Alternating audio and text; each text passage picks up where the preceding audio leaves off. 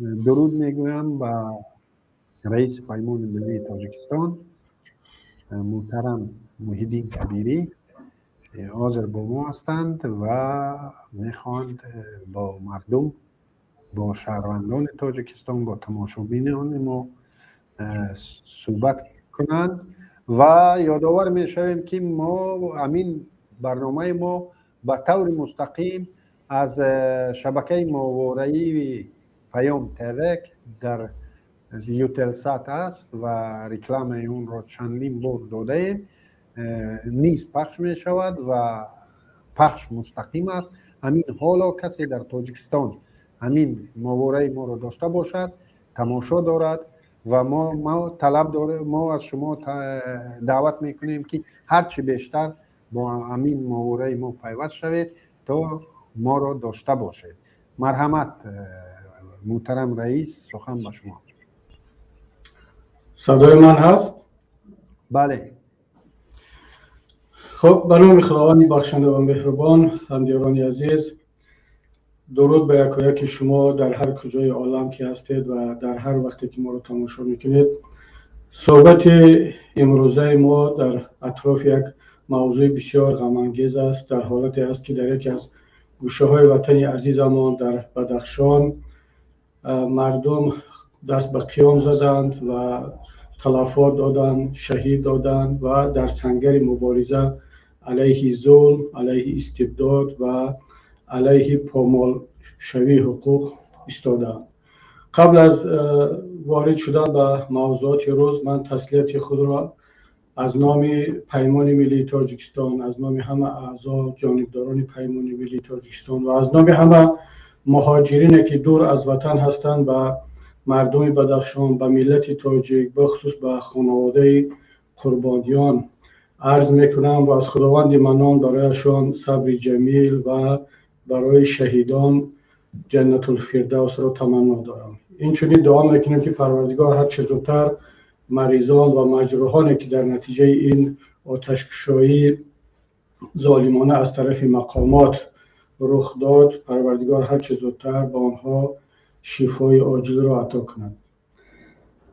مردم عزیز، هموطنان گرامی، واقعا در باره بدخشان، حادثه های بدخشان صحبت کردن کاری آسان نیست، چون مسئله تنها سیاسی نیست، مسئله انسانی هست. مسئله ربط دارد به حیات انسان ها و نه تنها به یک گوشه تاجیکستان بلکه به حیات انسان ها، به آینده ملت. و وقتی که ما میایم در نزد دوربین ها، در نزد نواربردارها و در شبکه ها صحبت میکنیم، من شخصا با خودم همچون رهبر پیمان ملی تاجیکستان، همچون یک فرزند این ملت و همچون کسی که در پهلوی هزارها نفر هموطنان دیگر در سنگر مبارزه و مقاومت قرار دارم و خود سوال میدیم که آیا این صحبت‌های ما، آیا این تلاش‌های ما، آیا این پیام‌های مستقیم ما به ملت برای حل کردن مشکلات مردم تاجیک، بخصوص مردم بدخشان، برای پیدا کردن راه حل کمک خواهد کرد یا نه؟ چون به هیچ وجه ما طرفدار آن نیستیم که یک سخن ما، یک عمل ما، یک حرف ما بر ضرر ملت و مردم انجام شود. چون بسیاری ها وقتی که درباره وضعیت صحبت میکنن همیشه شعار دولت و حکومت و وطن را بلند میبردارن، اما در این میان انسان و مردم، ملت فراموش میشود و فراموش میشود که حکومت ها، مقامات و حتی دولت ها با اون همه پرچم و با اون همه ساختار به خاطر انسان است، به خاطر مردم است، به خاطر ملت است. بدون انسان این همه شعارها، این همه پرچمها، این همه کنستیتوسیه ها و مقام و قدرت ها هیچ معنی ندارد. اما متاسفانه در جامعه های دیکتاتوری، از آن جمله در تاجیکستان ما، حیات یک انسان را، زندگی مردم را، ملت را قربانی شعارها کردند و در پس پرده دولت و دولتداری، حکومتداری، امنیت، ثبات و وطن دوستی دارن مردم رو میکشن، غارت میکنن، تجاوز میکنن و باز هم از مردم اذیت کشیده تقاضا دارن، طلب دارن که باید سیاست شکرانه رو ادامه دهند. بنابر همین صحبت در این موضوع هم حساس است، هم مسئولیت دارد، اما مسئولیت شهروندی، مسئولیت انسانی و پیش از همه مسئولیت یک نیروی اپوزیسیونی در مقابل قدرت ظالم تقاضا میکند، طلب میکند که واقعیت را همون طوری که هست باید گفت. البته من تلاش میکنم که دور از بهادهی انالیتیکی، سیاسی و اکادمیکی صحبت کنم، چون وضعیت زمانی نیست که ما به تحلیل های اکادمیکی، تحلیل های کارشناسی و روزنامه‌نگاری رو بیاریم. این کار را خدا را شکر که متخصصان ورزیده ما، روزنامه‌نگاران، تحلیلگران، کارشناسان انجام خواهند داد. اما نظر ما، سخنرانی ما همچون یک سیاستمدار خواهد بود، همچون نماینده یکی از نیروهای سیاسی کشور درباره وضعیت بدخشان خواهد بود و همه راه حل‌ها و نقطه نظرهایی که ما ارائه خواهیم کرد صرف از دیدگاه سیاسی و به خاطر پیدا کردن راه حل خواهد بود. آنچه که در بدخشان رخ داد این یک امر طبیعی است، دیر یا زود باید آن رخ میداد. اگر 3 روز پیش آغاز شده باشد معنی آن را ندارد که کسی این را به نقشه کشیده بود یا محض در همین روز به نقشه در آمده بود. نه، این کار میتوانست 1 سال پیش رخ بدهد، 6 ماه پیش یا 2 ماه 3 ماه پس از این. اما این حتما تکرار میشد، چون در سال 2008 تکرار شد، 2012 تکرار شد، 2014 و بعدا 2 سال پیش باز در رشتقلعه یا در روشان همین حادثه تکرار شد. اگر فراموش نکنم باز هم به همین قضیه همین برادری شهید ربط داشت و اینک در سال 2021 باز تکرار شد و اگر مسئله از ریشه، از بنیادش حل نشود باز بعد 1 سال 2 سال این حادثه ها تکرار خواهند شد. زیرا بدخشان یک گوشه تاجیکستان است. آنچه که در بدخشان رخ داده ایستاده است تقریبا وضعیت در تمام کشور، در تمام تاجیکستان یکسان است. اما چرا این گونه حادثه ها بیشتر در بدخشان رخ میدهند، نه در کلاب، نه در سوق، نه در دوشنبه یا منطقه رشت یا جای دیگر؟ یادم ما نرود دوستان عزیز، هموطنان محترم، که بدخشان یک منطقه بسیار نادر هست و گفت روسا اونیکالی هست. کسی که این نادر بودن و ویژه بودن منطقه بدخشان را به نظر نگیرد، به این نوبت نگیرد، او اشتباهی بزرگ کرده است و فقط در تاجیکستان هم نه. من این نکته را نه تنها به حکومت تاجیکستان و تمام هموطنان و تمام کسانی که میخواهند این گونه مسائل ها را ریشه یابی کنند، از ریشهش سبب ها را پیدا کنند و حل کنند، یک نکته را یادآور میشم که اگر میخواهند برای بدخشان و عموما برای مردم کوهستان تاجیکستان راه حل پیدا کنند، یک بار بروند سراغ تاریخ تمام امپراتورها، تاریخ تمام کشورکشایی ها، تاریخ تمام اون حکومت های را که می آمدن منطقه های را ضبط میکردن، غصب میکردن، یک بار ورق بزنن، فیلم های حجتی تماشا کنن، اگر لازم است فیلم های بدیهی را ببینن درباره هجوم یونانی ها، درباره هجوم عرب ها، درباره هجوم بلشویک ها، چینگیزی ها، ناپولیون، در تمام گوشه و کنار دنیا در تاریخ 2000 سال پیش، 1000 سال پیش، حتی 200 سال پیش، 100 سال پیش در جنگ بین روسیه پادشاهی و مردم قفقاز، حتی مردم خود آسیای مرکزی تاجیکستانی ما، شما یک نکته را مشترک پیدا خواهید کرد در تمام سراسر دنیا. این کسانی که به غصب و غارت و استثمارگری و کشورکشایی مشغولند و منطقه را غصب میکنند، به اصطلاح امروزه بگیم اکوپاسیا میکنند، شهرها و منطقه همواره را خیلی راحت و با آسانی غصب میکنند، تحت نظارت خود می‌دارند و حاکمیت خود را با زور یا با ترس دادن یا با خریدن بعضی نمایندگان و مسئولین این محلها حکومت خود را تثبیت میکنند و عملی میکنند. اما تمام این کشورکشاها، تمام این اکوپنت‌ها در منطقه‌های کوهستان و کوهسار با مردم محلی مشکلی داشتند و خواهند داشت. چینگیز این مشکلی را داشت، رومی ها این مشکلی را داشتن، یونانی ها داشتن، حتی مسلمان ها وقتی که منطقه های فارس و منطقه های آسیای مرکزی را هم کشورگشایی میکردن، فتح میکردن، در اونجا باز هم مشکلی، اگر ما تاریخ مخنث، تاریخ دیگر قوم ها و ملت ها را در اون عصر اگر نگاه کنیم، باز در منطقه های کوهستانی مبارزه باز 10 ساله ها 100 ساله ها ادامه داشت. در وقتی که روسیه پادشاهی کافکاز را با آسانی غصب کرد، در منطقه های کوهستانی کافکاز در داغستان امام شامل و حتی 200 سال آنها جنگیدن و بالاخره جنگ قفقازی ها با کشورگشایان روس تا 200 سال هم دوام کرد. همین کار در اروپا، ناپلیون تمام اروپا را خیلی راحت غصب کرد، اما در منطقه های کوهستانی مثل شویتزاریا تا 100 سالها مبارزه های یک قوم های کوچک خورد با ارتش ناپلیون ادامه داشت. همین گونه در افریقا، همین گونه در شاتلندیا.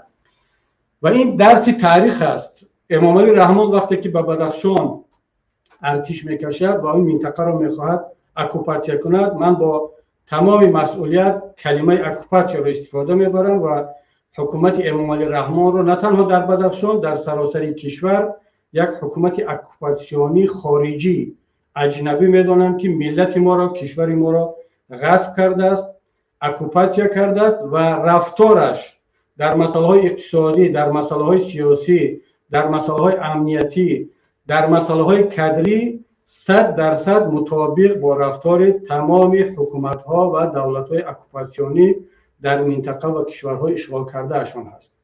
اما این مسئله در بدخشان باز اهمیت بیشتر پیدا میکند و بیشتر روشن هست در مقایسه با دیگر منطقه های تاجیکستان.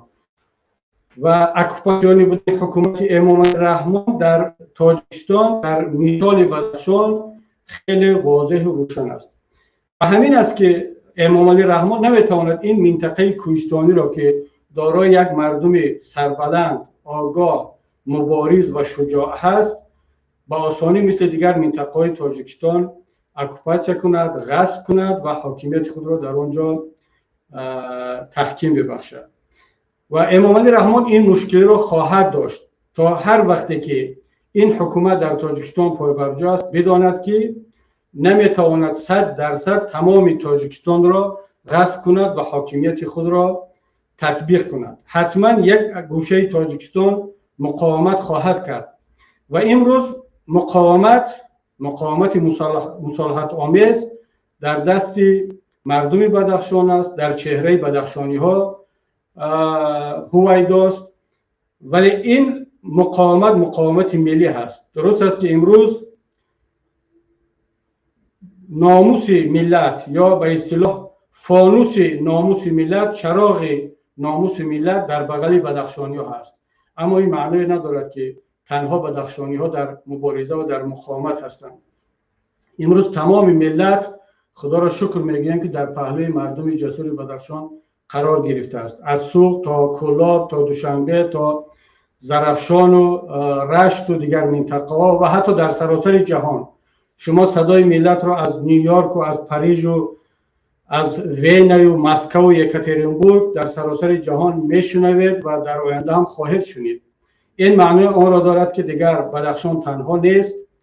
بدخشان در پهلوی ملت بود، میماند و ملت هم در پهلوی بدخشان هست. اما این بیانگر آن است که بالاخره نتوانست امام علی رحمان همچنین حکومت اکوپاسیونی تمام کشور را غصب کند، تحت تصرف خود درآورد و همون طوری که میخواهد اقتصاد و تجارت و سیاست و کادرها و تمام امور زندگی ملت و یک کشور را در طبق خواسته های خود عملی کند، همون طوری که هر حکومت غاصب و استثمارگر در طول تاریخ کرده است.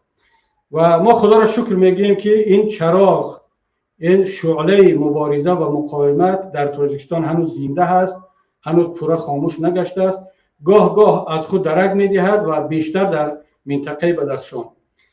و بنابر همین بدانند هم حکومتداران هم تمام ملت و تمام جهان که تا آن روزی که این سیاست ادامه دارد، این حکومت هست و تا آن روزی که ملت زنده است، اجازت نخواهد داد که یک حکومت، یک گروه، حتی من یک حکومت نمیگویم، یک نفر با یک خانواده با چند تا اطرافیان خودش تمام ملت و تمام کشور را غصب کند.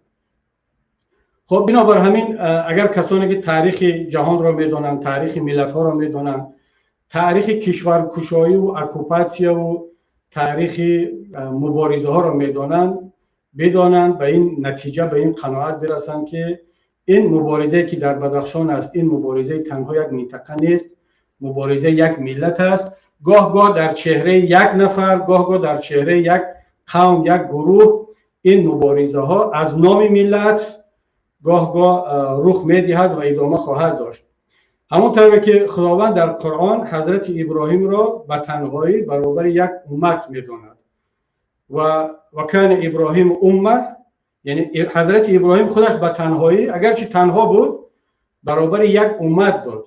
اون دیگر حضرت ابراهیم همچون یک فرد، یک پیامبر نبود. همین خیال گاه یک نفر دیگر به نمایندگی از یک قوم، از یک ملت گاه در تاریخ برآمد کرده است. گاه یک دهه، گاه امروز مثل که در بدخشان یک قوم، یک مردم، یک منطقه تاجیکستان به نمایندگی از ملت مقاومت میکند. این در تاریخ دنیا هست. برای مثال وقتی که از مردم قفقاز یک قوم سرکشی میکند، مبارزه میکند، میگن قفقازی ها سربلند هستند، مبارز هستند، جسور هستند. این به معنی آن نیست که همه قفقازی ها، همه مردم قفقاز همین گونه جسور و شجاعند، اما آب روی یک منطقه را، یک ملت را یک گروه خرد میبردارند. وقتی که میگویند که تاجیکان در سراسر دنیا سرپست شدند، میلیشیای روسیه تحقیر میکند، خاموش است. حکومت تاجیکستان تحقیر میکند، خاموش است. برق ندارد، خاموش است. معاش ندارد، خاموش است. زندان ها پر از زندانی ها و از مردم مظلوم شده است، خاموش است. یک تصور با وجود میاد که در جهان از ملت تاجیک دیده ترسوتر، مظلومتر وجود ندارد. واقعا اگر به رفتار و به حالت اکثریت مردم تاجیک نگاه کنیم، چنین یک تصور در جهان با وجود می آید. ما را مسخره میکنند. شما نوارها در یوتیوب ببینید که وقتی که بلاگرهای روس، بلاگرهای خارجی درباره تاجیکان و تاجیکستان می نویسند، با کدام لحن صحبت میکنند، چگونه مسخره میکنند. ما در روسیه همچون جمشید و روشن هستیم، همچون یک گروهی که باید او را مسخره کرد.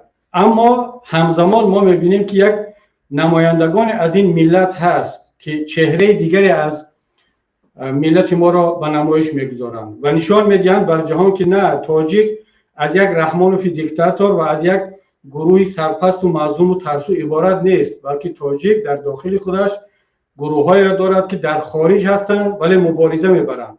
زندانی‌هایی را دارند که در قعر زندان سیاهچال رحمانوف هستند ولی نامه می‌نویسند و مبارزه میبرند.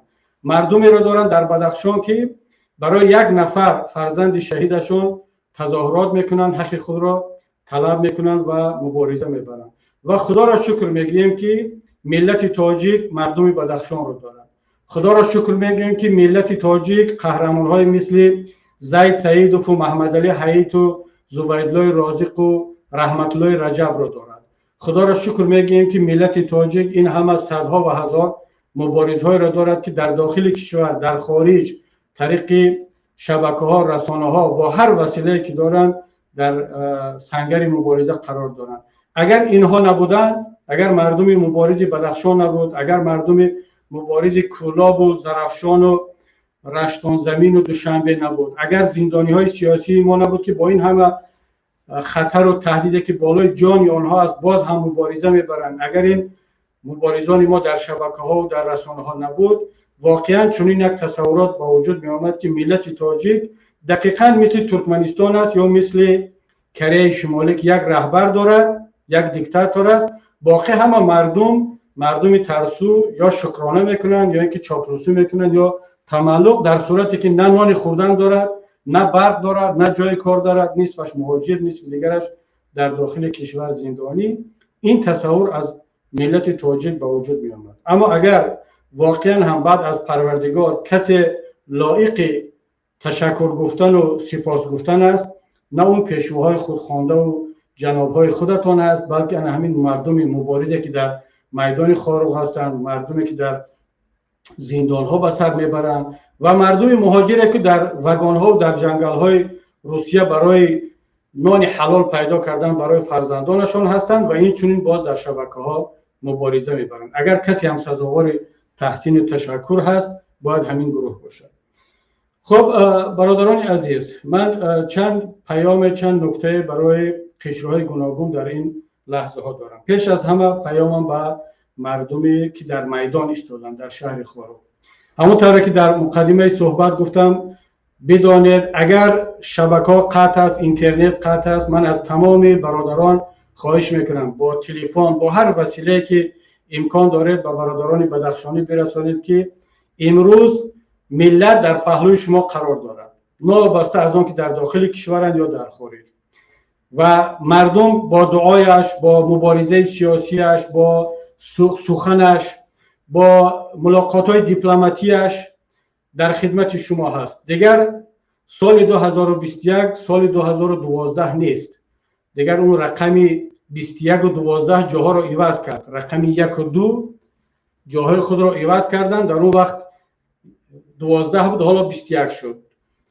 اون وقت شبکه‌های اجتماعی فعال نبود زیاد. اون وقت در خارج کشور نبودن یک گروه متشکل قوی که درد شما را، پیام شما را به جهان برسانند، از شما پشتیبانی معنوی و رسانه‌ای کنند. و از طرف دیگر جامعه تاجیکستان در اون شب و روز پراکنده بود. یک گروه دعوا داشتند که قضیه بدخشان قضیه صرف بدخشان است، نباید دیگران دخالت کنند. حتی این صدا از داخل خود مردم بدخشان اون وقت صدا میداد که اگر حزب نهضت اسلامی تاجیکستان، گروه‌های دیگر به قضیه بدخشان دخالت کنند، قضیه سیاسی می شود و کسی سوء استفاده میکند از قضیه بدخشان و نباید که کسی به قضیه بدخشان دخالت کند. خود بدخشان مشکلات خود را حل خواهد کرد. همین گونه دعوا از طرف دیگر هم صدا میداد و اون تفریقه و اختلافی که در بین ملت، در بین گروه ها وجود داشت، باعث آن گشت که حکومت اون روزه تاجیکستان توانست خیلی راحت قسمی از مردم را شهید کند. بهترین فرزندان ملت تاجیک از آن جمله بدخشان را مثل شهید امام نظر، شهید سبزعلی و دیگر برادران را به شهادت برساند. برخی را زندانی کردند، برخی دیگر را پرونده جنایی کشیدند، مجبور کردند که به هجرت برود و به هدف خود رسیدند. اما امروز وضعیت کاملا فرق کرده است. امروز به طور شبانه روزی 24 ساعت در خدمت شما مردم مبارز خاروق و بدخشان شبکه‌های اجتماعی، پایگاه‌های خبررسانی، چه مخالفین و چه مستقل در اینجا نوبتدار تعیین کردند، در خدمت شما هستند، کمک کرده ایستادند. ده‌ها ملاقات‌های دیپلماتی با سازمان‌ها، با کشورهای گوناگون صورت گرفته ایستاده. الان که من این صحبت را در همین ساعت کرده ایستادم، روز یک شنبه هست، ما با یکی از کشورهای اروپایی دیگر سفر کردیم با یک هیئت و از فردا از روز دوشنبه ملاقات‌ها با نهادهای رسمی این کشورها، با مقامات پارلمانی، دیپلماتی و رسانه‌ها آغاز خواهد شد و صدای شما نه تنها به تمام اروپا بلکه به سراسر جهان رسانده خواهد شد. منظورم این است که دیگر شما تنها نیستید. ملت رو در پهلویتان دارید. مردم بدخشان دیگر بیدار شده است. واقعا احساس می شود که دیگر مردم بدخشان اون پراکندگی که در سال 2012 بود امروز الحمدلله که نیست. همه درک کردن که دیگر قضیه بدخشان قضیه یک گروه نیست بلکه قضیه تمام ملت است. در خارج شما هزارها مبارزین را دارد که نابسته از گروه ها، نابسته از اختلافات نظر در بسیاری از مسئله ها امروز همگان در پهلوی شما قرار دارند. من یک خواهش برادرانه از شما دارم. من این صداها را حتی از برخی از برادران بدخشانی هم در اروپا شنیدم که حتی در اروپا ایستادن مثل سال 2012 صدا بلند کرده ایستادن. شاید این تحلیلی آنها است. شاید کسی از مقامات به گوش آنها از طریق دوستانه مصلحت داده است که یعنی شما بدخشانی ها اجازت ندهید که باز نیروهای دیگر، منطقه های دیگری تاجیکستان در این مسئله با شما همراه شوند و شما همراه مبارزه برید. این قضیه شما را سوء استفاده خواهند کرد به فایده هدفهای سیاسی خودشون پیمان ملی تاجیکستان یا گروه های دیگر استفاده میبرند و این حرفا رو ما شنیده ایستادیم و یک ایده از برادران بدخشی مثل سال 2012 سالهای گذشته باز هم فکر میکنن که قضیهشون تنها قضیه خودشون است و باید خودشون حل کنند. اگر دیگر قشرهای جامعه تاجیکستان بخصوص نیروهای سیاسی اگر وارد این قضیه شدن، قضیه سیاسی می شود، کسی از اونها سوء استفاده میکند و غیره. برادران عزیز، در تاجیکستان ما یگان قضیه منطقوی و فردی نداریم، چه قضیه کلا باشد، چه واروخ باشد، چه بدخشان. مگر وقتی که قضیه واروخ با وجود آمد ما گفتیم که این قضیه تنها خاص مردم اسفره است و مردم واروخ آنها باید خودشان حل کنند. مگر شما برادران بدخشی در پهلوی مردم واروخ نبودید؟ مردانوار ایستادید، آمادگی نشان دادید که بروید به خاروق و برای یک گوشه تاجیکستان مبارزه برید. همین طور تمام مردم تاجیک نابسته از گرایش دینی و مذهبی و سیاسی و حزبی و تشکیلاتی امروز قضیه شما را قضیه خود می‌داند. همون طوری که مسئله دادن زمین تاجیکستان را که از یک گوشه بدخشان بود، تمام ملت تاجیک، البته قشر آگاه و بیدار ملت تاجیک قضیه خود دانست و مبارزه را آغاز کرد تا این روز دوام داده ایستاده است. بنابراین همین اجازت ندهید. شاید که بعضی شما واقعا صمیمانه فکر میکنید که خودتون به تنهایی میتوانید این مشکلات را حل کنید. من با کمال مسئولیت با اون تجربه که داریم در مبارزه های سیاسی به شما میگم که این اشتباه است. ما تاجیکستانی ها را تقسیم میکنن به بدخشانی، به واروخی، به اسفرگی، به کلابی، به فیض‌آبادی، به حصاری و یکایک ما را به تنهایی به این حالت خاری و ذلت میارند و اجازت نمیدهند که ملت یگانه و متحد باشد. بنابراین من از همه ملت تاجیک خواهش میکنم، بخصوص از مردم سربلند بدخشان، که دیگر این گونه صحبت‌ها رو کنار بگذارین و بدانید که مردم در کنار شما هست و خواهد ماند. شما مبارزه خود را همون طوری که مصالحت آمیز شروع کردید و ادامه داده ایستادید ادامه بدهید. بدانید که نه تنها ملت تاجیک، تمام آزادی خواهان جهان در پهلوی شما خواهند بود. درست است که امروز تا این لحظه قضیه تاجیکستان مثل قضیه بلاروس، مثل قضیه افغانستان و جاهای دیگر جهانی نیست، ولی آهسته آهسته از طریق فعالیت رسانه‌ای، شبکه‌ای، ملاقات‌های دیپلماتی بدانید که این استواری، این مبارزه و این قضیه شما جهانی خواهد شد و جهان از قضیه شما آگاه خواهد شد. اما اینجا یک نکته هست. حالا من شنیدم همین لحظه ها که در شهر خاروق گفت و شنید با بین مقامات و بین نمایندگان مردم آغاز شده است. این آغاز خوب است. ما کاملا جانبدار همه گونه مذاکرات هستیم، گفت و شنید هستیم و این گونه قضیه ها راه حل نظامی ندارد. امام علی رحمان، یتیموف، رمضان رحیمزاده دیگر در فکر آن نباشند که مثل سال 2012 می توانند قضیه را با راه کشتار و ترور و جنایت حل کنند. مردم دیگر نمی ترسد. مردم بدخشان تنها نیست و آنها اگر واقعا صادقانه این گفت و شنید را آغاز کرده باشند ما جانبدار هستیم. اما بدانند هم حکومتداران آگاه باشند که دیگر نمی توانند مردم را فریب کنند با این حیله و نیرنگی که در گفت و شنیدهای گذشته نشان دادند. چون ما تجربه گفت و شنید صلح بین تاجیکان را داریم که بعداً خیانت کردید و عهدشکنی کردید. ما همین گونه تجربه تلخ گفت و شنید را در سال 2012 داریم. در سال حتی 2 سال پیش در همین منطقه بدخشان داریم که با میانجیگری یادگار فیضوف این قضیه حل شد. مردم باور کردن که حل شده است، اما معلوم میشود که نه. شما همون طوری که علی شیرزمانوف گفت همیشه در بغلتون یک سنگ را، یک خنجر را نگه می‌دارید که بعداً استفادهش برید و همون پرونده را امروز برداشتید. بعد از آن که یادگار فیضوف از منصب گرفتید، یک نفری امنیتی حلقه برداشت خود را آوردید. معلوم شد که هدف چی بوده است از این تعیینات کادری. هدف در این بوده است که برای شما این فضای صلح و آرامش در بدخشان لازم نیست. شما باید حتما اون نیتی که دارید انتقام گرفتن، جزا دادن، ترساندن مردم آن را باید به نتیجه برسونید.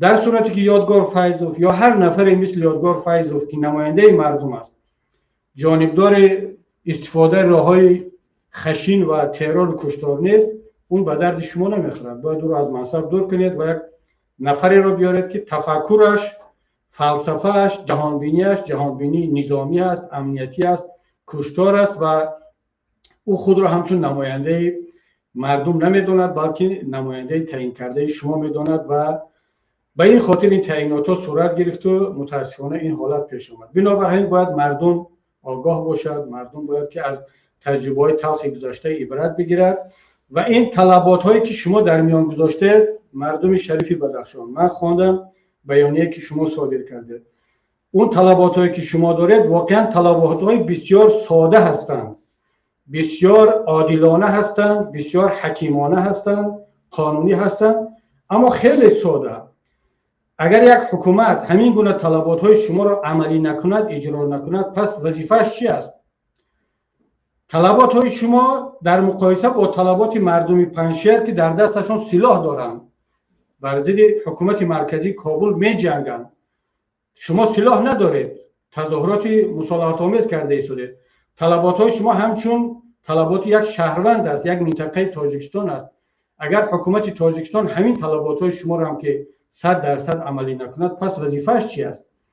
بنابراین همین یگان طلبات شما غیر قانونی و غیر عادلانه نیست. خیلی استوار باشید، پافشاری کنید و من امیدوارم، باور دارم که نهایت این مبارزه شما پیروزی هست. برای چی؟ برای آنکه اولش که دیگر حکومت تاجیکستان جسارت و قدرت و توانمندی تکرار یک یوریش یا هجوم نظامی وحشی را در بدخشان دیگر ندارد. مثل سالهای گذشته اون قضیه دیگر خاموش نخواهد ماند.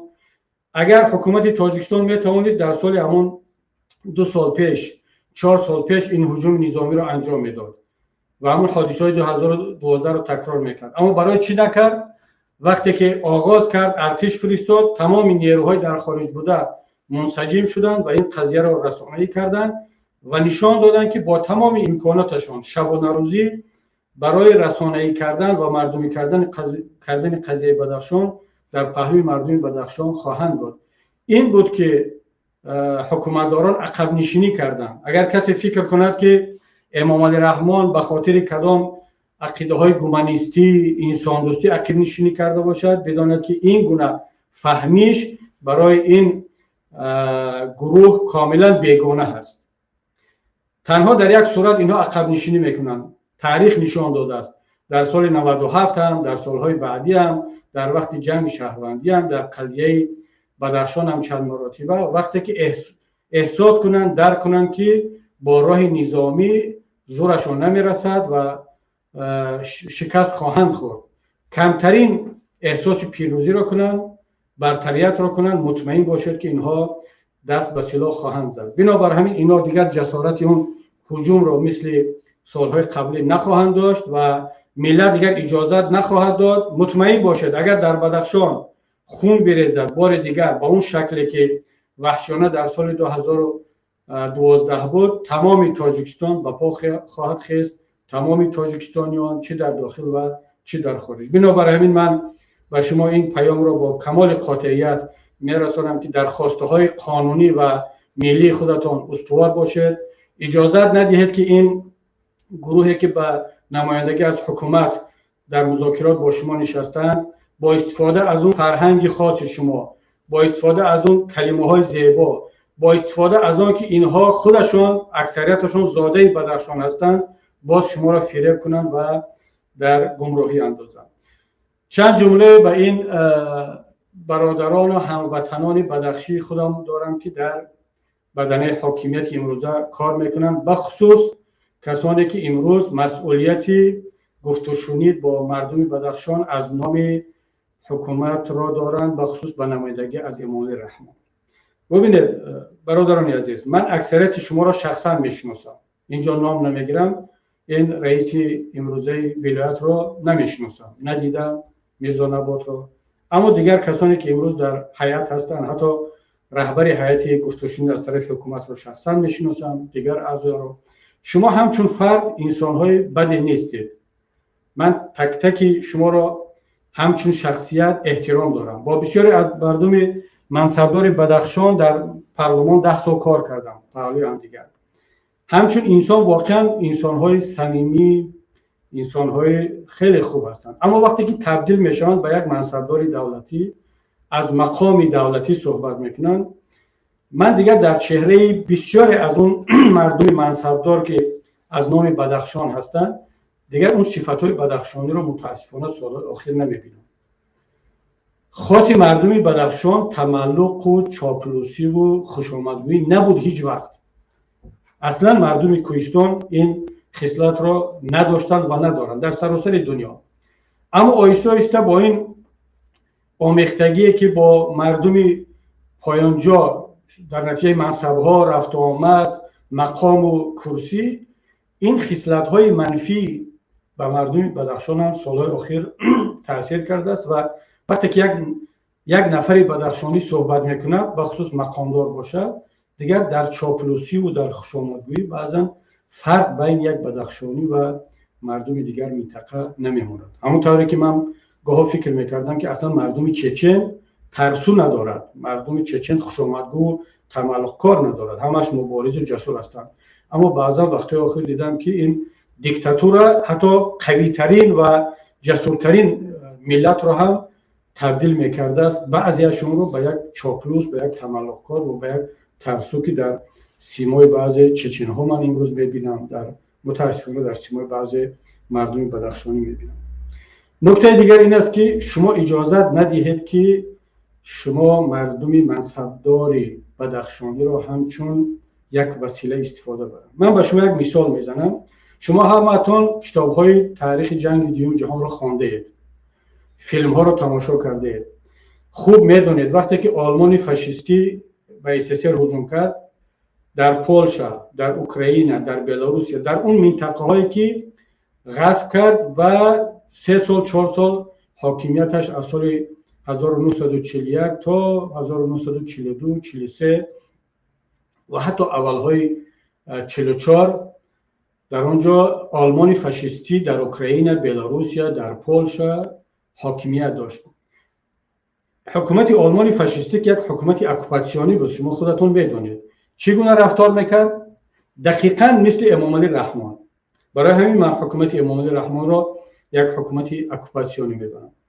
اینها می آمدن تمام مسئولین اول کشور را در اوکراین، در پولشا از نمایندگان خود ملت آلمانی را میموندن، آبرلیتنانت فلان، حالا مثلا کاپیتان شمیت یا اینها بودن. همونطوری که امروز در منطقه بدخشان پروکورور و سود و مسئولان اساسی امنیتی از کجا هستند؟ از اون گروه، من نمیگم از منطقه، نام کدام منطقه رو نمیبرم، از همون گروهی که اکوپاسیا کرده است تاجیکستان رو، از اون جمله بدخشان رو. بعد چند بدخشانی رو، چند مردم محلی رو همونطوری که اوکراینس‌ها و پالیاک‌ها رو آلمانی‌های فاشیست تعیین می‌کردن، همچون پالیتسای، شما فیلم ها رو تماشا کنید، کتاب ها رو بخونید، در چند منصبک‌های از مردم محلی در خدمت فاشیست ها چندین پالیتسای ها بودن که از اوکراینس‌ها، از بندرفت‌ها، از مردم محلی پالیاک بودن. در چشم مردم اوکراین، در چشم مردم پالیاک اینها کی بودن؟ همون پالیتسای هایی که از طرف اکوپانت ها تعیین کرده بودن برای چند منصبه. اینها همون خائنانی بودن که از طرف یک حکومت اکوپاسیونی تعیین شدن در محل ها. آیا حکومت آلمان فاشیستی یگان اوکراینیست، یگان پالیاک را در دوسلدورف، در برلین، در جاهای دیگر منصب میداد؟ حالا دعوا کند که نه، ما یک دولت یگانه هستیم و اگر در اوکراین، در پولش ما چند آلمانی را مقام منصب دادیم، منصب‌های اساسی کلیدی را، شما همه برابرید. مثلا چند اوکراینی را در کلن و بان و در دورتموند و در برلین و فرانکفورت هم منصب دادیم. آیا همون نفری که پروکوروری بدخشان هست، سود هست، امنیت هست، پلیس هست، حالا بوزماکوف تمام نیروهای قدرتی را در کنترل میکنه، فقط یک نماینده نوجوان عبدالله در ولایت سوخت رئیس پلیس است که اینها چند نفری را که از ولایت سوخت بدخشان در چند منصبه که باقی میمونند در تعیین میکنن، این برای خاک پوشیدن است. اما در مثلا دنغره ما چند تا نماینده بدخشان، نماینده رشت، پروکورور یا سود یا رئیس ناحیه داریم. ما در اکثر منطقه های تاجیکستان رئیسان ولایت ها، رئیسان ناحیه ها، شهرها، پروکورور، امنیت، سود، حتی تا مقامات از این پایین‌تر هم نمایندگانی هستیم، نمایندگانی رو داریم که از همون دایره یک خانواده هستن، یا هم صنف است، یا هم شهری است، هم دیه است. اما در همون ناحیه‌ای که اون نماینده آمده است، مثلا در بدخشان و در رشت و در فیض آباد و در حصار و در سوق منصب دارد، در ناحیه خودش از اون ناحیه‌ای که این منصب دارد یگان منصبدار دیگر تعیین شده است؟ نداریم. ما تنها چند نفر رو سروزیر تعیین کردن، رئیس مجلس تعیین کردن، مثل لختک، خسر، یا در یگان مقام دیگر در نهادهای مرکزی یا منطقه، یا به چشم مردم خواب بپاشند که ما هم از بدخشان و از رشت و از جاهای دیگر در مقامات دولتی چند نفر رو داریم. اما دیگر کشور ملت اکوپاسیون شدگی است، از آن جمله در بدخشان هم. و شما امروز به نمایندگی از یک حکومت اکوپاسیونی که خودتان هم خوب میدونید، با ملت خودتان، با مردم خودتان، با هموطن خودتان وارد گفتگو شده ایستادید. شما میدونید که در تاریخ اینا دیگه ثبت میشود. این یوتیوب، فیسبوک، گوگل، اینا همش دیگه برای هزار ساله ها ماند. نام شما همچون پیرگوار شکی یک گروه اکوپاسیونی با ملت خودتان، با ملت تاجیک، با مردم خودتان باقی خواهد ماند. فرق ندارد این گفتگوشونی رو در بدخشان میگذارونید، فردا همین حادثه در رشت شود، با 2 نفر رشتی را مثلا پیشتر شکرجان ظهور را میفرستادن همچون نماینده حکومت اکوپاسیونی، رحمتی زاکرجان وزیر را، یا اینکه حالا ممکن رئیس حاضره پارلمان رو فرستند. از منطقه کلاب هم همین خیل، از سوق هم همین خیل. اگر یعنی تا کی منصبداران تاجیک همچون نماینده یک حکومت اکوپاسیونی در گفتگوشونی با مردم تاجیک، با ملت تاجیک برآمد میکنند؟ وقتی اون نرسیده است که دیگر شما خود را نماینده ملت، نماینده مردم بدانید. دروغ است وقتی که شما میگید که من با این در این گفتگوشونی از نام ملت، از نام حکومت، از نام تاجیکستان رفته ایستادم. خودتون هم میدونید که این دروغ است، این شعار است. خودتون میدونید که به نمایندگی از کی در اون گفتگوشونی شرکت کرده ایستادید؟ مگر امامان رحمان را مردم در یک انتخابات شفاف و دموکراتی و با رقابت انتخاب کردند؟ مگر همین پارلمان را، مگر همین رئیس ولایت را مردم انتخاب کرد؟ نه تنها در بدخشان بلکه در تمام سراسر کشور. بنابراین بیاید خود را دیگر فریب نکنیم و خواهش من این است که جای خود را در تاریخ ملت برای آینده طرز ثبت کنید که نه تنها خودتان، فرزندان شما، نبیرهای شما وقتی که این تاریخ را ورق میزنن از شما خجالت نشوند، شرم نکنند. من بار دیگر تکرار میکنم، من الان در لیتوا هستم، همین ساعت در ویلنیوس هستم در یک سفری کاری. در همین شهر ویلنیوس یک موزه است، موزه KGB. خواهش میکنم از همتون، هر تاجیکی که هست موزه KGB ویلنیوس رو یک مرتبه دارد. من بودم در اون موزه. در دیوارهای این موزه نام و عکسی تمام کارمندان KGB لیتوا آویزان هست که با مقامات اکوپاسیونی در زمان شوروی همکاری کردند. مردم لیتوا همچنین کشور و ملت آزاد امروز حکومت شوروی رو یک حکومت اکوپاسیونی میدونند و تمام کسانی که در KGB، امنیت، پروکوراتور کار کردند، ملت خود را اذیت کردند، اگرچه اون وقت اونا فکر میکردن که برای ملت و کشور و برای وطن هم SSR خدمت کرده ایستادن، امروز ملت لیتوا عکس‌های آنها را در دیوارهای موزه KGB آویزان کرده است، همچون کسانی که به حکومت اکوپاسیونی خدمت کردند، همکاری کردند. فرزندان آنها، نبیرای آنها میرن تماشا میکنند و خجالت میشوند. تمام اون سندها، اون اتاقای عذابدهی، اون کامراهایی که مردم رو شکنجه میکردند، اینا امروز تبدیل به موزه شدن. وقتی که مردم وارد میشن تماشا میکنن دهشت میکنند. این در لیتوایی که جزء اروپا بود. من مطمئنم چون ما هم در زمان شوروی با لیتوستا خدمت میکردیم، رفت آمد داشتیم، فرهنگ مردم رو میدونیم. اگر وضعیت در زندانهای KGB لیتوا این گونه باشد، اکنون تصور کنید که وضعیت در زندان‌های کگب تاجیکستان، وضعیت محمد علی حیات و وضعیت سید عمر و بزرگمهر و دیگر دوستان چگونه هست. فردا مطمئن باشید عکس‌های شما در دیوار موزه کگب در اون زندان‌هایی که امروز این دوستان برادران نشستن آویزان خواهد شد. حتی شاید که در شهر خاروق برای شما موزه کنم، موزه مقاومت و مبارزه مردم بدخشان حتما در خاروق خواهد بود. در اونجا دو بخش خواهد شد. من باور دارم به این. تاریخ مبارزان حتما عکس امام نظر و سبزعلی و این شهید گلبدین و دهها و صدها شهیدان دیگر در یک گوشه موزه با فخر آویزان خواهد شد. عکس‌های شما اگر تجدید نظر نکنید، خود را اصلاح نکنید، در قطار عکس‌های یتیموف و رمضان رحیمزاده و بزمکوف و امام علی رحمان در اون قسمت خواهد بود که همچون اکوپندها، همچون ظالمان و همچون جنایتکاران خواهد بود. مگر شما این را میخواهید؟ اگر انتخابتون این است، این انتخاب شما است. اما فکر نکنید که این حرفا را کبیری گفته ایستاده است از اروپا 4-5 هزار کیلومتر دور. اینا یک اپوزیسی هستند، مثل همیشه گفتن میگیرن. نه، این را تاریخ میگوید. شاید همون کسی که در کگب لیتوا، در کگب رومانیا، پولش کار میکرد، یا در اوکراین و در گرجستان، چرا با لیتوا را مثال بیاریم، چرا اروپا را مثال بیاریم، در سابق شوروی یا در قرقیزستان، در گوشه‌های دیگر دنیا، اینا مثل شما شاید فکر میکردن که امروز من مقام دارم، منصب دارم، ارتش چین در پشتیبانی من هست، روسیه هست، امام علی رحمان هست، خب من با وطنم خدمت کرده ایستادم. دقیقاً اونا هم همین شعارها رو داشتن، همین تفکر رو داشتن. اما عاقبتشون چی شد؟ عاقبت شما هم 100% همین خواهد شد. بله، این مسئله وقت است. این را فقط خداوند میداند و جسارت ملت تاجیک.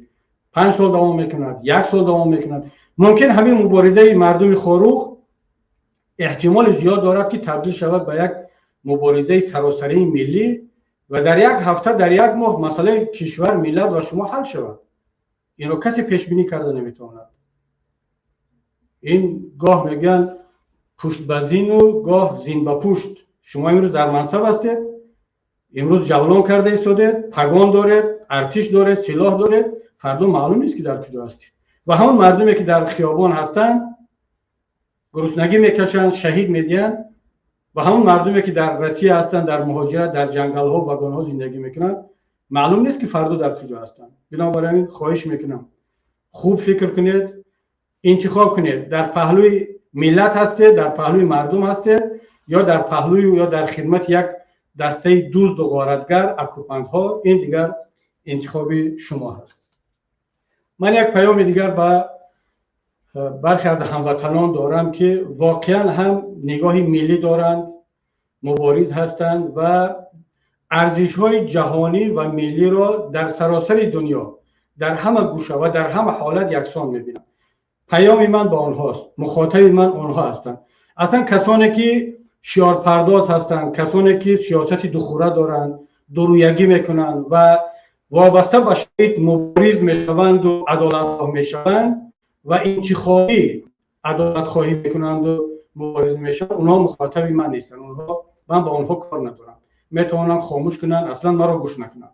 البته میدونم که فابریکه جواب و کسانی که بعد سر کامپیوتر میشینن و با دقت گوش میکنن و برای کمی نوشتن و بعد شرح و تفسیر کردن، مسئله اونها جداست. اونها مسئولیتشون است، اونها معاش میگیرن، کار اونهاست. اما منظور من کسانی هست که خود را روشن فکر میدونن، اما در مسئله های ملی، عدالت خواهی، لیبرالی، حقوق بشر خیلی هم انتخابی و خیلی هم وابسته به شرایط و وابسته به آن که در اون طرف مظلوم کی است و ظالم کی است مناسبت میکنن. اما یک گروه از هموطنان ما هستند که واقعا هم انسان‌های شریف هستند، ثابت هستند در ارزش‌هایشون، در جهان بینیشون، نابسته از اون که ظالم کی است و مظلوم کی هست، اونها دنبال ارزش‌ها هستند و پرینسیپ هستند، اصول‌ها هستند. من مخاطبم آنها است. ببین دوستان عزیز، امروز در یک گوشه وطنمون یک قشر از مردم صدای مظلومیت بلند کردن، عدالت میخوان، آزادی میخوان، شهید دادن. اینا تاجیکن، تاجیکستانی هستن، جزئی از بدنی ما هستند. همون طوری که ملت تاجیک و شما بزرگوارها با تمام صدا، امکانیت، با اون غیرت و با اون شهامت از مردم پنشیر، از مردم مظلوم افغانستان، از عدالت و از حقیقت حمایت کردید، صدا بلند کردید، مقاومت پنشیر رو حمایت کردید. نه تنها حمایت کردید، آمادگی نشان دادید که در پهلوی مردم پنشیر سلاح به دست بگیرید، علیه ظلم، علیه استبداد و علیه تحمیل خواسته های یک گروه بالای مردم پنشیر و مردم افغانستان بیستید، مبارزه کنید. آیا در مسئله افغانستان تنها این شعارها و این عدالت خواهی، این ارزش ها و این ننگ و ناموس بیدار می شود؟ چرا در مسئله تاجیکستان بیدار نشود؟ چرا در مسئله بدخشان بیدار نشود؟ بدخشان از پنشیر چی فرق دارد؟ در هر دو دره یا منطقه وادی تاجیکان زندگی میکردند. اگر شما واقعا دنبال هویت تاجیکی هستید، اگر حالا مسئله انسانی رو کنار بگذارید، بعضیاتون واقعا هم چنین به نظر میرسد که برای شما تاجیک و تاجیکیت، حالا نمیدونم چگونه این رو تشخیص داده که تاجیکیت با چی معین می شود؟ با نام، با خون، با پوست، با رنگ یا با ارزش ها؟ حالا این مسئله دیگر است. بالفرض تصور کردیم که شما تاجیک دوستدار هستید و ماها کمتر، حالا این شعارها به دستی برخی به دستی خود گرفتن. تاجیک بدخشانی از تاجیک پنشیری چه فرق دارد؟ در صورتی که او در دست سلاح دارد، مبارزه مصالحانه را مشروع میداند، قانونی میداند و منم موافقم به همین. بر علیه ظلم، استبداد، برای دفاع از حیثیت و ناموس اول باید انسان با راههای مصالحت آمیز مبارزه برد. اگر که نشد دیگر مشروع است، جایز است دست به سلاح بزند. وقتی طرف دیگر با زور و با سلاح میخواهد حیثیت تو را، ناموس تو را، آبروی تو را، آزادی تو را از بین ببرد. خب اگر همین رو برای مردم پنشیر، برای مردم افغانستان، برای تاجیکستان اون طرف مرز جایز میدانیم، مگر تاجیک این طرف مرز عیب دارد، گناه دارد؟ این تاجیک دیوم درجه است؟ یا اینکه ارزش های شما، حیثیت شما، ننگ و ناموس شما در بعضی حالت های دور از تاجیکستان بیدار می شود و در حالتی که به تاجیکستان ربط دارد، به مردم خودمان ربط دارد، به زندانی های خودمان ربط دارد، در صورتی که در زندان های طالب یگان زندانی سیاسی معروف از رهبران حزب‌های سیاسی مقاوم، از شخصیت ها، از وزیرهای سابق، دپوتات های سابق وجود ندارد.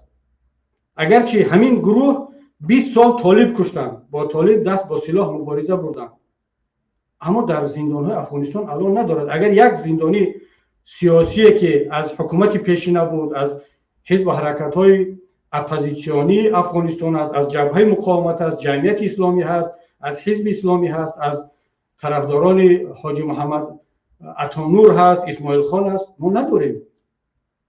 اما زندان های تاجیکستان پر است از دوستان ما و شما. حالا محمد علی حیات و بزرگمیر زید با من برادرم، همصفن، بله دل من بیشتر میسوزد، اما برای شما دوست بودن، رفیق بودن، در یک اداره با بعضی کار میکردین، نان و نمک میخوردید، از دسترخوان زید، از پول زید، از کمک حقوقی بزرگمیر استفاده کردید. بسیاری از شما، من نام نمیگیرم، شخصا میدونم، اگر لازم شود باز میگویم.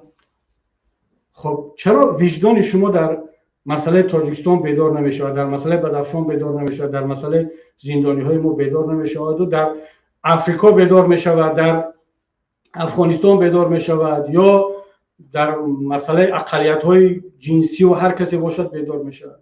من خواهش میکنم وقتی که تنقید میکنن که بعضی از روشنفکران یا روشنفکران در ناخونه گفته میشن، خیلی ناراحت میشد، بعضیاتون خیلی بر میخورد به شما. اما اثبات کنید، در عمل اثبات کنید. مردم تاجیک قدرشناس است.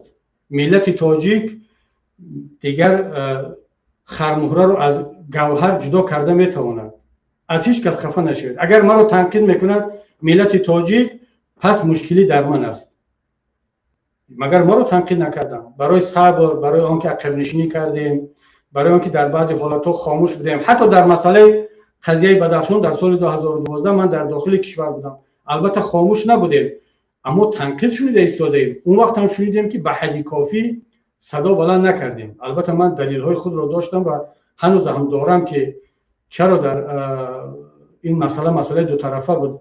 همین است که امروز میگم برادران بدخشی، برادران دیگر قضیه رو به بدخشی و به دیگر تقسیم نکنیم، نگیم که ما تنها خودمون مسئله رو حل میکنیم. این در سال 2012 بود. اکنون بیاید در این مرحله خواهش میکنم دیگر نگویم که در پهلوی فلان حزب است، در پهلوی فلان گروه باشه، در پهلوی فلان منطقه باشه، در پهلوی ارزش ها و وجدان خودمان باشیم. اگر ما واقعا هم باور داریم که طلب مردم بدخشان طلب قانونی است، عادلانه است، باید از اونها کمک کنیم.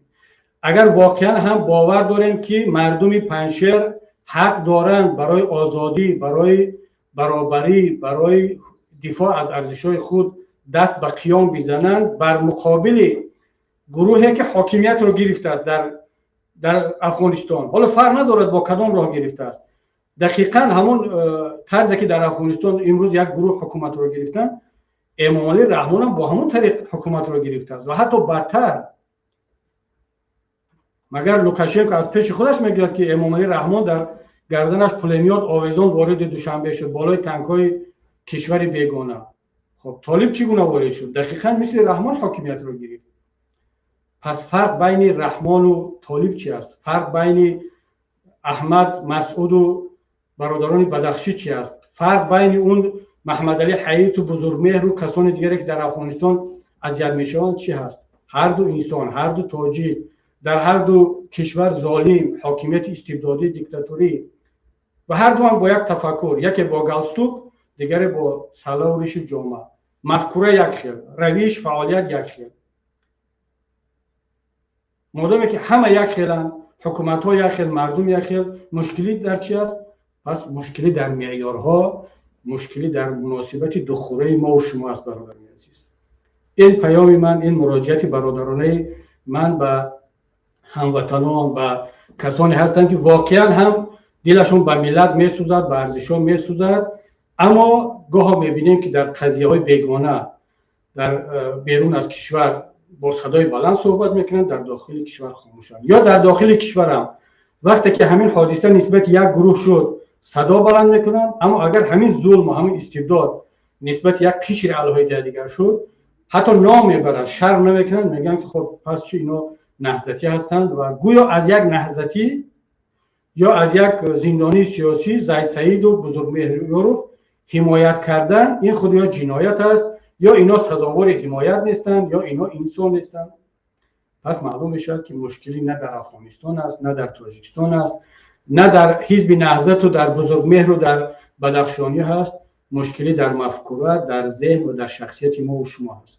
مشکلی در اون دوخورگی، دوهویتی هست که در وجود هر کدام ما و شما هست. وقتی آن رسیده است که دیگر بی پرده با یک ارزش، با یک صدا به ملت اثبات کنیم که واقعا هم ما صمیمی هستیم، صادق هستیم و در همه حالتها همچون انسان، همچون یک تاجیک یا تاجیکستانی رفتار میکنیم.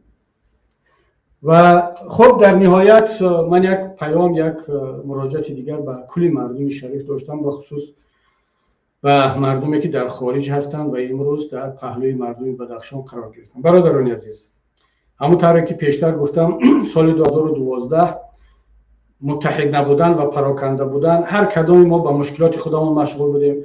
نهضت رو در اون وقت پروتکل 3220 قبول شده بود، تمام فشارهای حکومت بالای نهضت بود، دفترهای ما رو میبستن، زندانی میکردن، نوارهای فحش درباره ملاها و دیندارها پخش میکرد حکومت در رسانه‌ها و شبکه‌ها شب و روز و ما رو مشغول مشکلات خودمان کرده بود، بالای بدخشان هجوم کرد. حزب و حرکت‌ها رو از هم جدا کرده بود. زید سعیدوف رو با یک گناه و به خانواده زید سعیدوف گفتن که شما کاری کنید که حزب نهضت همراه نشود که رحمانوف آماده است که زید رو ببخشد، رحمانوف آماده است که محمد روزی اسکندر رو ببخشد، خیش تواش رو بگیرد که کبیری این تیرون نتید. حزب نهضت که آمیخته شد مسئله اسلامی بشود، شما دموکرات هستید، شما دنیوی هستید و آمیختگی به ضرر شما می شود. ما را پراکنده کردند و رحمانوف به تنهایی مثل همون گرگی که اول گاومیش سفید را خورد، بعد زرد را خورد، بعد سیاه را خورد، در صورتی که هر سه اینها می توانستند در یک جایگی گرگ وحشی را نابود کنند. به تنهایی هر سه را خورد، ملت تاجیک را پراکنده کرد و به این صورت هر کدای ما را، نهضت را ضربه زد، حزب دموکرات را پراکنده کرد، حزب سوسیال را کرد، امروز حزب سوسیال دموکراتی را کرد، حتی حزب کمونیست را که خودشان از شکمی حزب کمونیست بیرون آمدن. امام علی رحمان خودش کمونیست بود، یک زمان بلشویک بود، یتیم و رمضان رحیمزاده حزب کمونیست را هم تبدیل دادن به یک حزب کیسگی. شبدالف را که کمونیست بود ولی روحیه آزاداندیشی داشت، از قدرت دور کردن. بدخشی را، کلابی را همین کرد.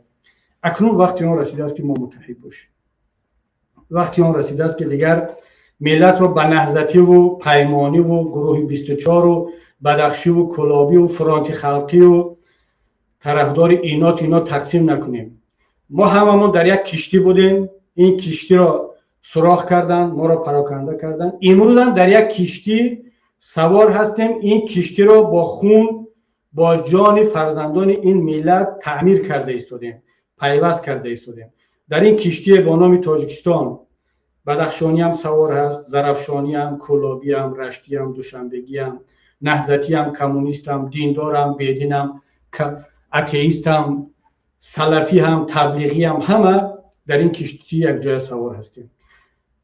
اداره کشتی امروز در دست یک به اصطلاح فارسی قدیمی ناخدا کپیتانی هست که گاه مست است، گاه مدهوش است، در دست یک آدمی که هیچ ربط با این افرادی در کشتی نشسته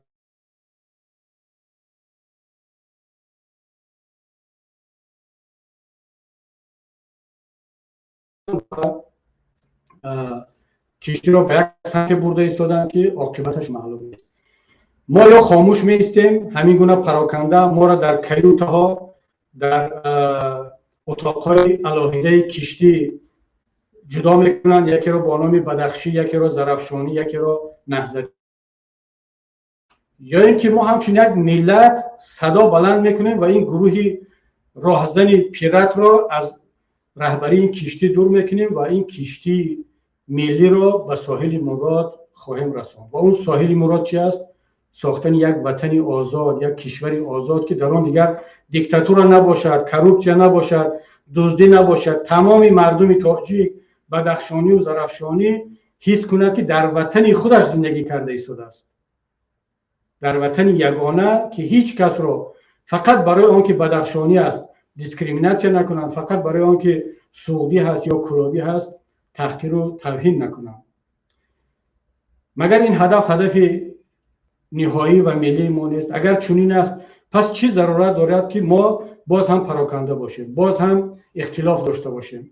وقتی آن رسیده است که در پهلوی هم باشیم. بخصوص من خواهشم از برادران مبارز، از کسانی که امروز در سنگر رسانه‌ای قرار دارند، برادران بدخشی ما، برادران دوشنبگی ما، کلابی ما، اینترنت قطع است، ضعیف است، مردم پول ندارند که اینترنت تماشا کنند. شما ماهواره را راه اندازی کنید، قوی کنید. یک بار ماهواره را در هاتبیرد راه اندازی کردیم، حکومت با مبلغ زیاد با کمک چینایی ها زد، حالا در یوتلسات هست. در هر کجایی که امکان دارد صدای مبارزین را به گوش مردم برسونید، در شبکه ها، در یوتیوب ها، همون طوری که الان ماراتون تشکیل کردید و شبانه روزی دارید از درد مردم میگویید. تقسیم وقت شود، تقسیم نیرو شود و اثبات شود که نوابسته از آن که در نیویورک هستید. تشکر میگم به برادران امریکایی، تاجیکانی که در امریکا هستند، در اروپا هستند، در روسیه، در تمام گوشه های دنیا هستند که شما صدای ملت رو بالا کرده ایستادید و این مبارزه را تا پیروزی ادامه بدهید. پیروزی چی هست؟ پیروزی چند نمود دارد. یا شکست نهایی این رژیم هست که میتواند در ادامه همین مبارزه صورت بگیرد، من این احتمال رو میدهم. یا در عقب نشینی این رژیم هست، طریق گفتگوشنی، طریق مذاکرات عقب نشینی خواهد کرد، دیگر علاج ندارد.